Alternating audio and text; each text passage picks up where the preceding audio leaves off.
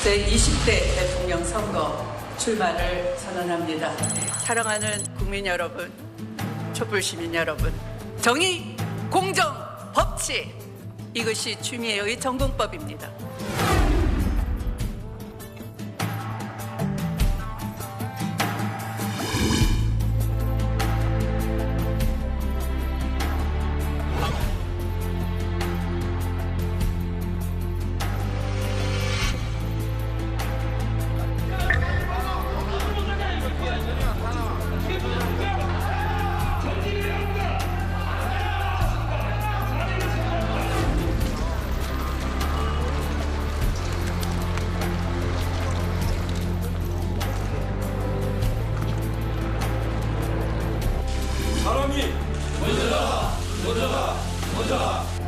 문재인 대통령 후보께서 승리할 수 있고 민주당이 승리할 수 있을 것입니다. 참으로 감격의 순간입니다. 더불어민주당 당원 추미애 이제 당대표로서 첫 인사 드립니다. 이제 민주당이 명실상부한 원내 일당이 됐습니다. 네. 책임감도 그만큼 더 무거우셨을 것 같은데. 그렇습니다. 여기에 대해서 정말 강한 책임감을 지고 미래를 건설해야 된다 하는 추미애 법무장관의 시작과 끝에 한결같이 검찰개혁이란 단어가 있었습니다. 모든 개혁에는 응당, 저항이 있기 마련입니다. 그러나 영원한 개혁은 있어도 영원한 저항은 있을 수가 없습니다.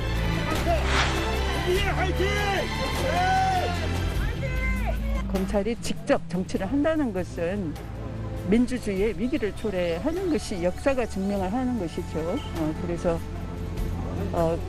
정치 검찰 또는 검찰 정치는 민주주의의 독초다라는 것이고 저만큼 연 총장을 잘 아는 사람이 없기 때문에 내가 꼼 잡는 매다. 사람이 높은 세상을 만들기 위해 사람을 높이는 나라를 만들겠습니다. 내가 살아가는 동안 어서 오세요. 할 일이 또 하나 있지. 바람 부는 벌판에 서 있어도 나는 외롭지. 네, 여러분 참 이 노래 좋아하시는 분들 많으시죠? 사랑으로, 해바라기의 사랑으로 노래와 함께 추미애 전 법무장관 나오셨습니다. 어서 오십시오. 안녕하세요.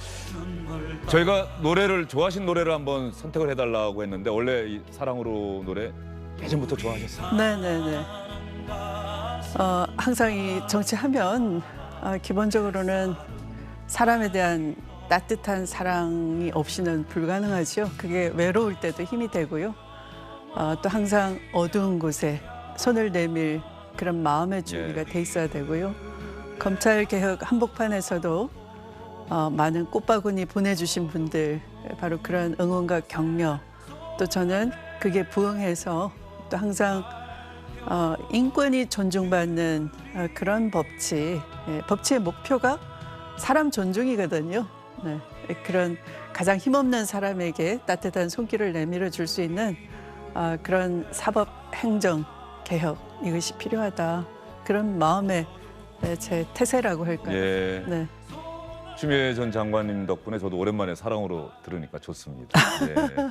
퇴임하시고 이제 한 얼마 되셨죠? 장관직에서 물러나시고 한 5개월 정도 되신 겁니까? 2, 3, 4, 5, 네. 5달째네요. 예. 네. 그 5개월이라는 시간이 흘렀는데 이제 제 기억에 이틀 전인가 출마 선언하셨죠. 네, 도전하겠다. 그러면 퇴임하시고 나자마자 나는 대선에 도전해야지 하셨던 건지 아니면 그 5개월 동안 여러분들을 만나고 많은 고민을 하고 어느 순간 결정을 하셨는지 그리고 그 결정할 때 결정적인 이유는 무엇이었는지가 참 궁금합니다. 제가 퇴임하면서 바로 대선 준비해야 되겠다. 그건 절대 아니고요. 예. 네. 말씀하신 것처럼 여러분의 말씀을 듣고 또 이 미완의 개혁, 또 개혁은 무엇보다 말보다 실천이거든요. 예. 또 그런 용기, 개혁한다 다 말은 다 해요. 그러나 실제 추진하고 용기를 내서 할 수 있는 그런 게 지금 필요한 시기였던 것 같아요. 그래서 많은 분들이 나와라 추미애를 여기저기서 자꾸 외치시더라고요. 그게 상당히 힘들었어요. 제가 소화하기에는. 네. 왜냐하면 1년 1개월 장관 재임 기간 동안 너무 힘들었기 때문에 저도 어떤 치유의 시간, 회복의 시간이 좀 필요했는데 이제 바로 그런 말씀들이 자꾸 나오기 때문에 여러 고견을 좀 들었어요. 정말 제가 나서야 되는 건지. 네. 네. 그래서 많은 분들이 지금의 민주당은 상당히 위기이고 또 항상 위기 때마다 그 스스로의 안위보다는 어떤 그 제가 소속한 당의 선거 승리에 매진을 해왔고 또 지금도 그런 위기에 있으니 나와서 이 경선 무대를 좀 더 이 개혁적이게 만들어 달라라는 그 요구가 있었고요. 또 사실은 많은 분들이 4.7 재보궐선거 참패에 대해서 민주당이 진단도 좀 잘못하는 것 같다. 그렇게 하면 5년 전 그 촛불을 왜 들었느냐. 그건 나라를 나라답게 해달라 하는 거였는데 네. 그걸 하다 말면 어떻게 되느냐. 그러면 깃발을 내린 거냐. 깃발을 다시 들어달라. 이런 말씀을 자꾸 하시더라고요. 그래서 그 고민을 저도 여러 날 하고 마지막 결단을 내려서 그렇게 결심을 한 겁니다. 예. 일종의 슬로건이라고 할까요? 상당히 쉽게 들어오긴 하더라고요. 사람이 네. 높은 세상, 사람을 네. 높이는 나라. 네, 맞죠? 그렇습니다. 예. 그런데 이제 많은 분들이 또 언론 기사를 보더라도 네. 노무현 전 대통령, 문재인 대통령의 네. 생각을 합친 것 아니냐 이런 분석들이 있는데 맞습니까?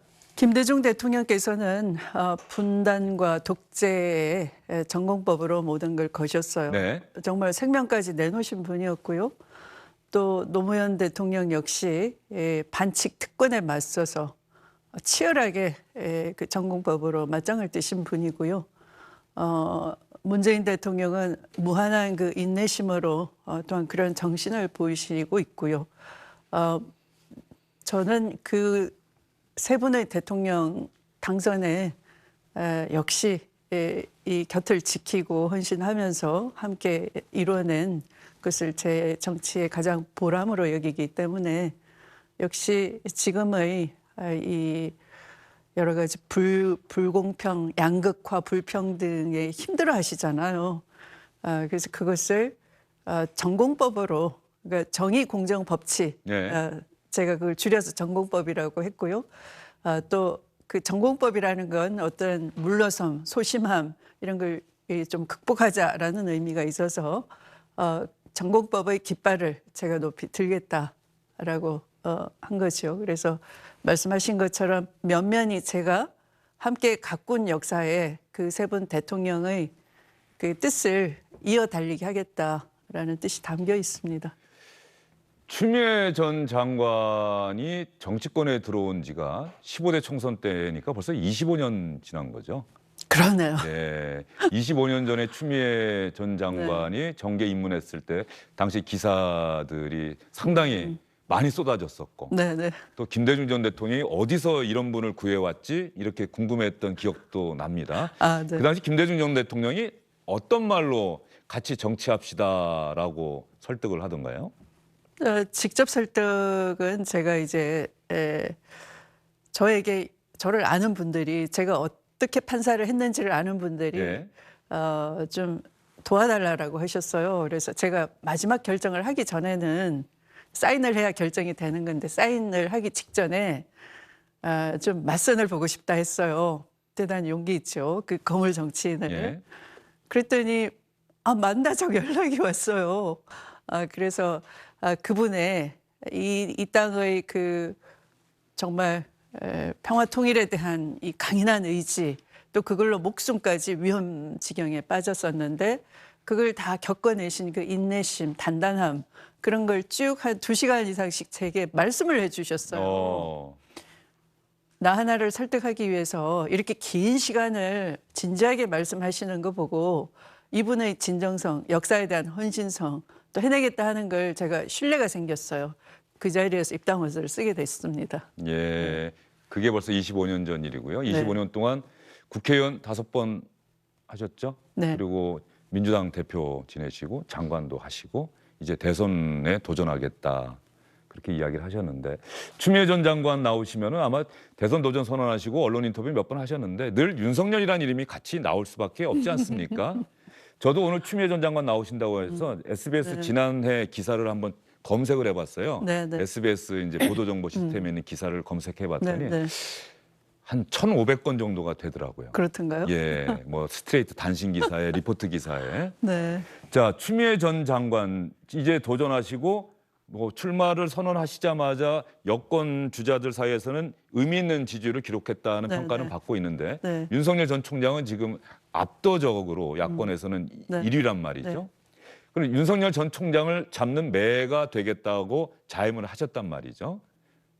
그 근거가 그 자신감 무엇인지.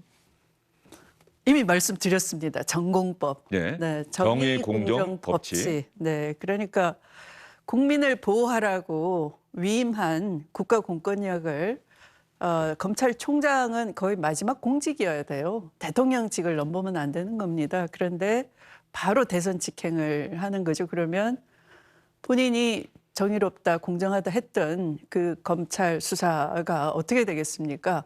아, 본인의 어떤 사익 추구를 위한 권력 출세욕에 제물로 삼았다 국민들이 의심을 하지 않겠습니까? 그래서 그건 이미 제가 말씀드린 정의, 공정, 법치, 진짜 정의, 공정, 법치가 무엇인지 제가 보여드릴 겁니다. 그래서 제가 개인 윤석열을 잡는 매가 되겠다는 게 아니고요. 네. 국민의 권리, 헌법상 국민이 주권 재민인 헌법 정신에 입각한 그런 정의, 공정, 법치를 보여드리겠다 하는 것이죠. 예. 네. 그런 측면에서 이제 이런 궁금증이나 의아함이 있어서 아마 제가 질문을 드리겠습니다. 그런데 윤석열 전 검찰총장은 현 정부 문재인 대통령이 임명한 검찰총장이었단 말이죠. 네. 그러한 검찰총장이고 그러면 현 정부와 뜻을 같이 했으면 이런 일이 없었다 이렇게 생각될 수 있는 겁니까? 어떤 겁니까? 아니면 중간에 윤석열 전 총장이 바뀌었다고 생각을 하시는 겁니까? 현 정부가 시키는 대로 하라는 얘기가 아니었어요. 예. 대통령께서 이미 임명장 줄 때 살아있는 권력을 수사할 수도 있다. 네. 또 그것은 살아있는 권력이 국민을 보호하지 않고 권력을 남용하거나 또는 부패했거나 할 때 얘기인 것이지 없는 사건을 만들어라 그런 얘기는 아니거든요. 근데 지금 보면 드러나고 있는 상황이거든요. 그래서 그것은 바로 정의, 공정, 법치, 가짜 공정, 가짜 정의를 내세우고 가짜 헌법 정신을 외치면서 이 공권력을 국민을 보호하지 않고 수사권을 남용하면서 정말 그 여러 사건을 보면 제가 뭐 직접 말씀드리지 않더라도 이해하실 거예요. 그런 수사권의 남용, 인권 침해적인 수사 방식 또는 어떤 표적 수사, 극장형 수사를 통해서 무리한 수사를 한다든지. 그러니까 민주정부에서는 검찰권을 독립시켰더니 검찰 스스로가 정치 중립을 안 지키고 스스로 정치를 하거나 했던 거죠. 또 이 권위주의 정부에서는 검찰 스스로가 권력에 유착해가지고 부실한 수사를 하고 덮어주는 거죠. 그래서 이런 검찰권을 바로 세우라고 했더니 그거와 전혀 거리가 멀어졌다.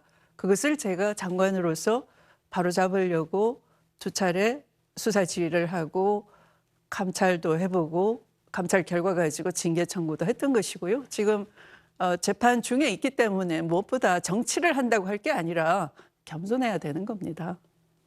예. 네. 그 징계 청구에 대한 본안 소송은 지금도 진행 중이니까 말이죠. 네. 그때는 가처분 시청이 네, 받아들여졌던 네, 거니까. 네.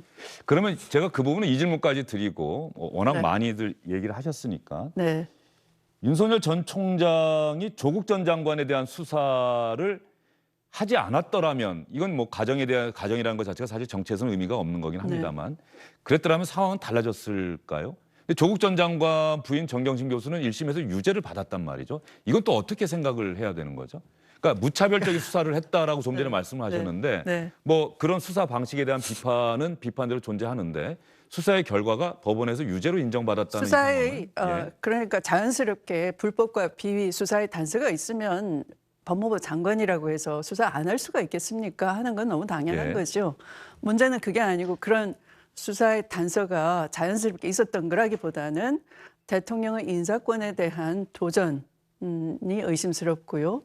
또한 그것이 사모펀드 이런 것들을 표적 삼아 수사를 했지만 사모펀드는 무죄를 받았어요. 그런데 그 사모펀드를 수사하게 된 동기 자체가 그 자금을 조성해서 조국 전 장관이 대통령 준비를 하는 것 같다 하는 그런 이 허위 정보에 기반을 했다 하는 것이 지금 알려지고 있는 거죠. 그런 걸 문제 삼는 거죠. 예, 그런 새머리 수사, 어떤 극장형 수사라고 해서 자꾸 언론에 이렇게 흘려주면서 지금 그 표창장도 무슨 대학 측에서 이게 표창장이 문제가 있다. 우리가 받은 표창장이 또 이것이 입학 사정을 하는데 업무 방해가 됐다. 이렇게 제보가 들어온 것이 아니고요. 지금 상당히 문제가 있다. 이것이 일부러 그것을 뒤졌다. 사건을 만들기 위해서 그걸 들여다봤다. 이런 것이 이 제보를 통해서 또 재판 과정에 안 알려져 있지만 지금 그 일각의 뉴스에는 지금 알려지고 있는 거거든요. 예. 네. 알겠습니다. 그러면 그 부분은 이제 여기까지 말씀하셨으니까 또 항소심 판결이 진행 중이고 곧 그렇죠. 아마 선고가 날 것 같아요. 네. 결심이 될 테니까 네. 그 결과를 한번 지켜보도록 네, 하고요.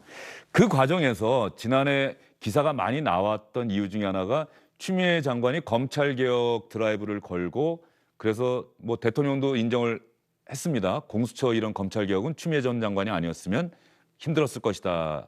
그런데 그 과정에서 추미애 장관께서 말씀을 너무 강하게 하시다 보니까 국회에 나와서 뭐 가령 그러다 보니까는 어떤 그 추미애 장관이 목표로 했던 것은 오히려 약간 뒷전으로 퇴색이 되고 추미애 장관의 그 강한 말만 남았던 것 아니냐. 그러니까 목표를 추구하는 과정에서 어떤 추미애 장관이 말을 너무 심하게 한 것 아니냐. 혹시 이런 비판은 직접 안 들으셨습니까? 어떻습니까? 예를 들면 이제 예. 이런 거 있어요. 뭐 소설 쓰시면 예, 예, 했다든지 예. 그것은 사실은 제 아들은 아픈 아이인데도 그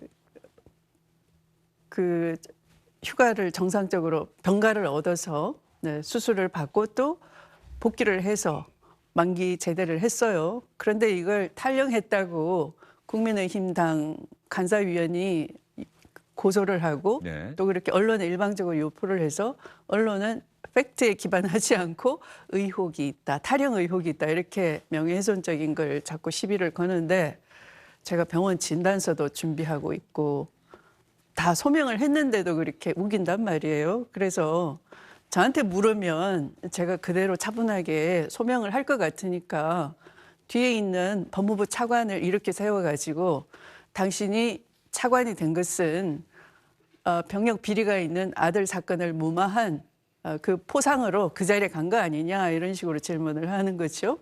그래서 제가 명예를 훼손당하고 하면 제가 내가 장관 하니까 그런가 보다 소화를 하겠어요. 네. 전혀 무관한 그냥 공직자잖아요. 네. 그런 공직자를 세워놓고 우롱하고 야유를 하니까 면책특권도 너무 남용하는 거죠. 그래서 제가 저절로 한탄조로 소설 쓰시네 이렇게 된 거가 이게 막 커진 거예요. 예. 물론 말씀처럼 뭐 그런 사고도 없었으면 좋겠지만 네. 그게 나로 인해서 다른 사람이 막 모욕당하고 피해를 당하는 걸 제가 참을 수가 없더라고요. 그래서 그런 검찰 개혁이라는 게 한 70년 일제의 잔재가 남아있는 검찰이 민주주의 그러면 분권의 원리가 작동돼야 되는데 영장 청구부터 수사권, 기소권, 뭐 형 집행권 다 가지고 있는 선진 사법 국가에서 없는 무소불위의 권한을 갖고 있는 걸 뺏으려고 하니까 쉽게 내려놓겠습니까?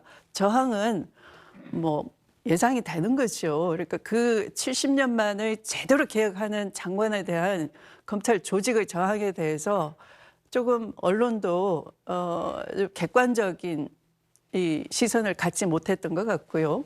마찬가지로 이제 국회도 그것을 하나의 지금의 집권당을 흔들 수 있는 절호의 찬스다 이렇게 보고 국회에서 좀 어떤 본질을 떠난 질문, 시비 이런 거에 너무 집착을 했던 가운데 사실 저도 일종의 피해자라고 할 수 있습니다. 예. 좀 잘 봐주십시오. 이제부터는.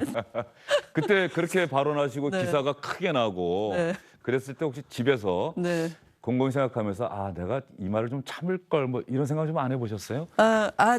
그래. 국회의원 또 많이 해보셨잖아요. 네, 지금 예. 말씀처럼 본질보다는 이런 그 해프닝 같은 게 막 키워지고 예. 하니까 본질이 덮여버리잖아요. 그런 게 저는 안타깝죠. 예. 네. 그리고 뭐 많은 분들이 요즘 SNS 많이 하니까는 이제 그런 얘기들 많이 하잖아요. 내가 뭔가 글을 올렸는데 제일 무서운 건 악플이 아니라 무플이다. 추미애 전 장관께서 이제 대선 도전하시니까 네, 이건 뭐 악플은 아닙니다만 민주당의 동지들이 네, 뭐 유인태 전 의원이라든가 제가 기사를 봤더니 서른 의원도 오늘 라디오 인터뷰에서 그 얘기를 하셨고 박용진 의원도 그렇고 네.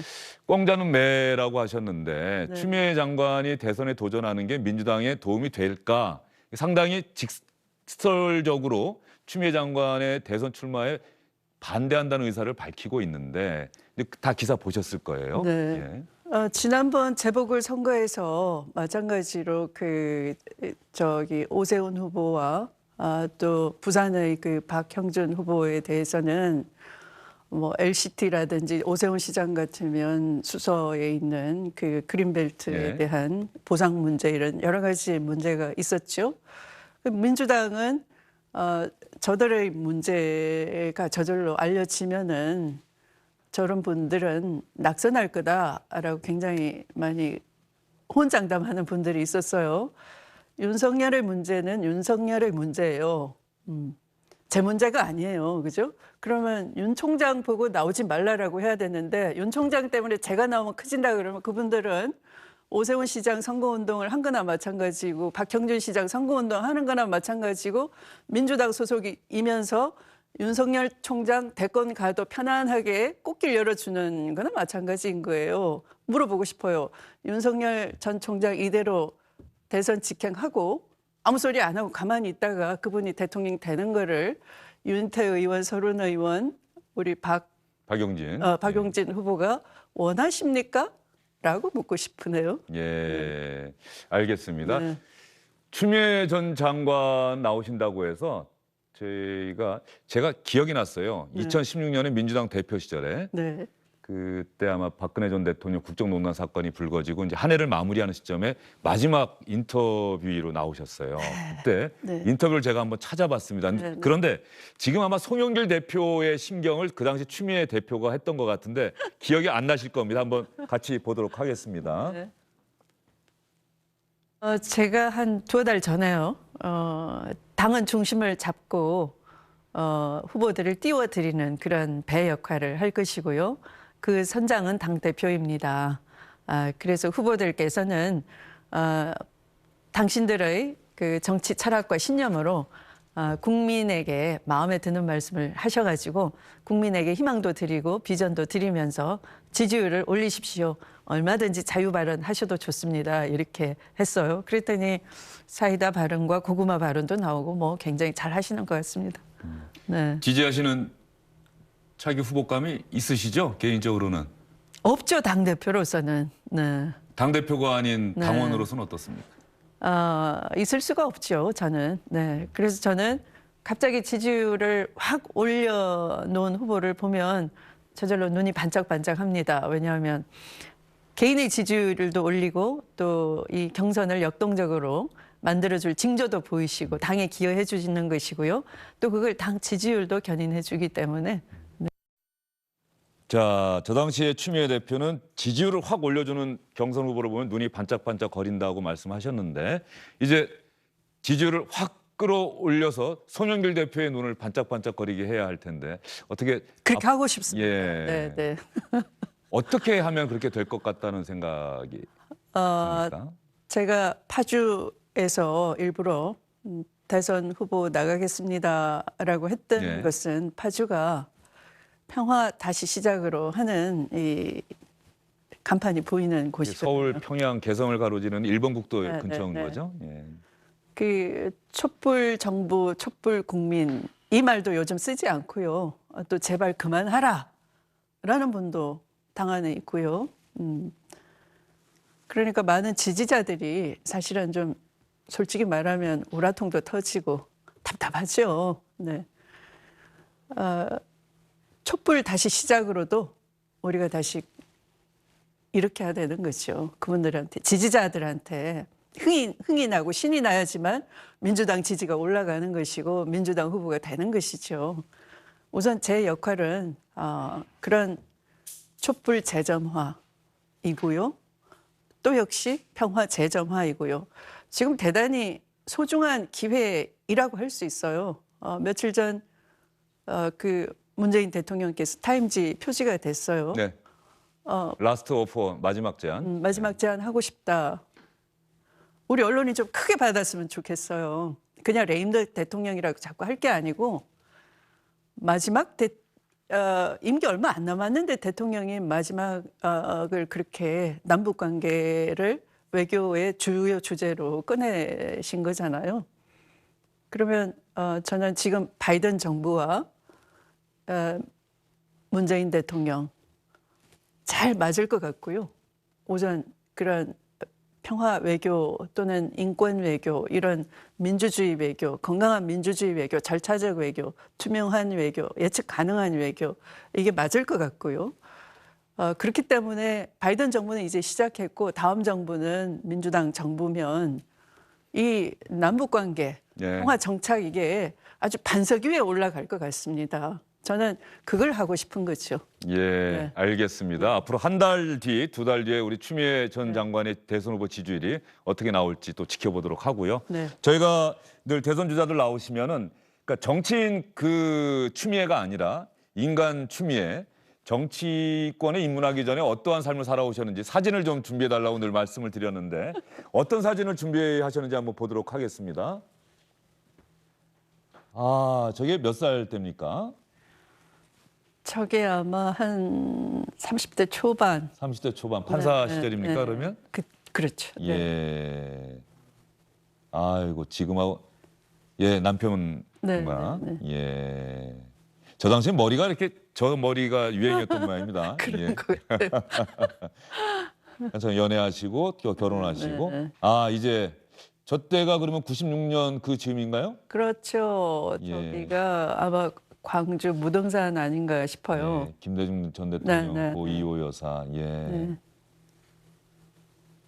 그리고 이건 아마 추미애 전 장관에게 상당히 아픈 기억일 것 같습니다. 네, 네. 노무현 전 대통령 탄핵 이후에 삼보일배 하시는 네, 거죠? 네, 네. 저때 어느 정도 거리를 삼보일배 하셨습니까? 거리는 15km고요. 15km 네, 정도. 네. 결과적으로 낙선을 하셨는데 그럼에도 불구하고 네. 당시 민주당은 총선에서 참패를 하고 열린우리당에 네, 네. 이때가 인생에서 가장 기뻤을 순간일까요? 이제 저 아이가 이제 제 첫째 아이인데요. 예. 태어난 그 순간 제가 예. 안았을 때가 제일 예. 기뻤고요. 그 사진이 없으니까 지금 조금 자란 사진이에요. 아, 예. 어쨌든 또 판사하면서 네. 아이도 키우고 네. 이른바 워킹맘 네, 생활을 네. 또 경험을 하신 거네요. 이제 정치권에 입문하셔서 처음에 저렇게 두 팔 드는 것도 좀 어색하지 않았습니까? 그렇죠. 예. 가장 어색한 순간. 예. 아, 김대중 전 대통령, 네. 노무현 전 대통령과 함께 네. 손을 들고 맞잡고 문재인 대통령의 모습도 저 왼쪽에 또 보입니다. 예. 그러네요. 네네. 예. 저 맨 끝에 명계남 시기도 네, 있었던 네, 것 네. 같고요. 이때는 언제입니까? 촛불 집회 때인가요? 그렇죠. 네. 촛불 집회 당시에 문재인 대통령과 함께 앉아서 네. 예. 저 사진 상당히 인상적이었습니다. 네. 법무부 장관 인사청문회 당시에 네. 왜 저걸 두 다리를 동요맨 거죠? 저게 청문회가 굉장히 길어질 것 그렇죠. 같더라고요. 네. 그래서 이제 자세가 흐트러질까 봐 이렇게 좀 이게 짝 하면 이렇게 꿋꿋이 당당하게 예. 네 될 것 같아서 이렇게 어릴 때 공부할 때도 혹시 저런 방법을 쓰셨습니까? 아니 그렇진 않고요. 그렇지 않고 예 저런 모습을 좀처럼 보기가 어려서 장관 후보자들이 저런 모습을 보인 적이 없는데 자세를 꼿꼿하게 네. 흐트러질까봐 저렇게 하셨다는 말씀이신 네. 거죠? 예. 짧은 순간에 추미애 전 장관의 사진과 함께 추미애 전 장관이 걸어온 길을 훑어봤습니다. 예전에 결혼 전에 연애할 때 사진, 또 아이를 낳았을 때 사진, 정치권에 입문했을 때 사진. 자, 그러한 시간들이 쌓이고 쌓여서 이제 정치인 추미애가 됐고 당대표, 장관, 대선 후보까지 왔습니다. 이제 인터뷰를 마무리해야 될 것 같고요. 앞으로 구체적인 정책이나 이런 부분은 다음에 후보 경선이 본격화하면 네, 네. 다시 모셔서 네, 아마 네. 질문하실 기회가 있을 것 같고요. 네, 네. 마지막으로 시청자분들께 왜 제가 대선에 도전하게 됐는지 네. 정확하게 한번 말씀해 주시죠. 네. 코로나19를 거치면서 앞으로의 세상은 굉장히 예측 불가능하겠구나 하는 불안감이 있습니다. 맞습니다. 그래서 잘못하다가는 이 땅이나 돈이나 또 권력, 이념이 사람보다 높은 어지러운 세상이 될 것 같아요. 그러나 저는 사람이 돈, 땅, 권력, 네. 이념보다 높은 그런 세상 만들기 위해서 사람이 높은 세상, 사람을 높이는 나라, 또 우리나라 선진 강국이라고 밖에 나가니까 다들 부러워하는데요. 그 나라의 국격에 맞는 우리 국민의 품격을 높여주는 그런 나라 만들어내겠습니다. 알겠습니다. 추미애 전 법무장관과의 인터뷰였습니다. 오늘 말씀 잘 들었습니다. 고맙습니다. 안녕하십니까, 주영진입니다. 더 많은 뉴스와 라이브 이벤트를 보고 싶으시다면 화면 오른쪽을 눌러서 구독해 주시기 바랍니다. 저희 SBS 앱을 다운로드 받으시면 뉴스 속보 알림도 받아보실 수 있습니다. 텔레비전으로도 SBS 뉴스, 유튜브로도 SBS 뉴스 잊지 마시기 바랍니다.